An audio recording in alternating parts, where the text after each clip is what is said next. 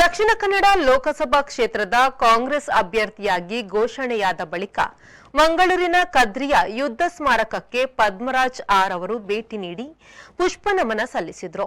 ಈ ವೇಳೆ ಮಾಧ್ಯಮಗಳೊಂದಿಗೆ ಮಾತನಾಡಿದ ಕಾಂಗ್ರೆಸ್ ಅಭ್ಯರ್ಥಿ ಪದ್ಮರಾಜ್ ಆರ್ ಅವರು ಕೈಗಾರಿಕಾ ಮುಖಾಂತರ ದುಡಿಯುವ ಕೈಗಳಿಗೆ ಉದ್ಯೋಗ ಕಲ್ಪಿಸುವ ಪ್ರಯತ್ನ ಮಾಡಲಾಗುವುದು.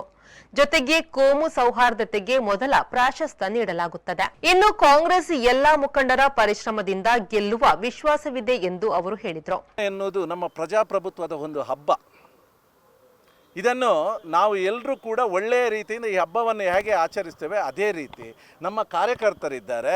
ಈ ದೇಶದ ಬಗ್ಗೆ, ದೇಶದ ಆಗುಹೋಗುಗಳ ಬಗ್ಗೆ ಚಿಂತನೆ ಮಾಡುವಂಥ ಪ್ರಬುದ್ಧ ಮತದಾರರು ಇಲ್ಲಿದ್ದಾರೆ. ಅವರು ಎಲ್ಲರೂ ನಾವು ಎಲ್ಲರನ್ನು ಸೇರಿಸಿಕೊಂಡು ಮನೆ ಮನೆ ಪ್ರಚಾರವನ್ನು ಮಾಡ್ತೇವೆ, ಸಭೆಗಳನ್ನು ಮಾಡ್ತೇವೆ.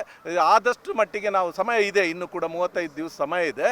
ನಾವು ನಮ್ಮ ಕಾಂಗ್ರೆಸ್ ಪಕ್ಷ ಇದೆ, ನಮ್ಮ ನಾಯಕರಿದ್ದಾರೆ. ರಮಾನಾಥ್ ರೈ ಅಂತವರು ನಾಯಕರುಗಳು ನಮ್ಮ ಹತ್ರ ಇದ್ದಾರೆ, ಅಭಯಚಂದ್ರ ಅಂತ ಇದ್ದಾರೆ, ಮಂಜುನಾಥ್ ಭಂಡಾರಿ ಅಂತವ್ರು ಇದ್ದಾರೆ, ಲೋಬೋ ಸರ್ ಅಂತವ್ರು ಇದ್ದಾರೆ, ಐವನ್ ಅಂತವ್ರು ಇದ್ದಾರೆ.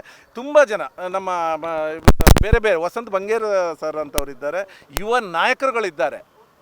ಇವರೆಲ್ಲರನ್ನು ಒಟ್ಟಿಗೆ ಸೇರಿಸಿಕೊಂಡು ನಾವು ಮುಂದೆ ಜನಗಳ ಮುಂದೆ ಹೋಗ್ತೇವೆ. ನಾವು ಎದೆ ತಟ್ಕೊಂಡು ಜನರ ಮುಂದೆ ಹೋಗ್ತೇವೆ. ಯಾಕೆಂತಂದರೆ ನಾವು ಸುಳ್ಳು ಭರವಸೆಗಳನ್ನೇನೋ ಇಟ್ಕೊಂಡು ಹೋಗೋದಿಲ್ಲ. ನಾವು ಮಾಡಿದಂಥ ಕೆಲಸ ಕಾರ್ಯಗಳನ್ನು ಇಟ್ಕೊಂಡು ನಾವು ಜನಗಳ ಮುಂದೆ ಹೋಗ್ತೇವೆ. ಖಂಡಿತವಾಗ್ಲೂ ಜನರು ನಮಗೆ ಆಶೀರ್ವಾದ ಮಾಡ್ತಾರೆ ಅನ್ನುವಂಥ ಭರವಸೆ ನನಗಿದೆ. ಈ ವೇಳೆ ಕಾಂಗ್ರೆಸ್ ಮುಖಂಡರಾದ ಪ್ರವೀಣ್ ಚಂದ್ರ ಆಳ್ವ, ಶಾಹುಲ್ ಹಮೀದ್ ಸೇರಿದಂತೆ ಮೊದಲಾದವರು ಉಪಸ್ಥಿತರಿದ್ದರು. ನಾಗೇಶ್ ಕಾವೂರು, ವಿ4 ನ್ಯೂಸ್, ಮಂಗಳೂರು.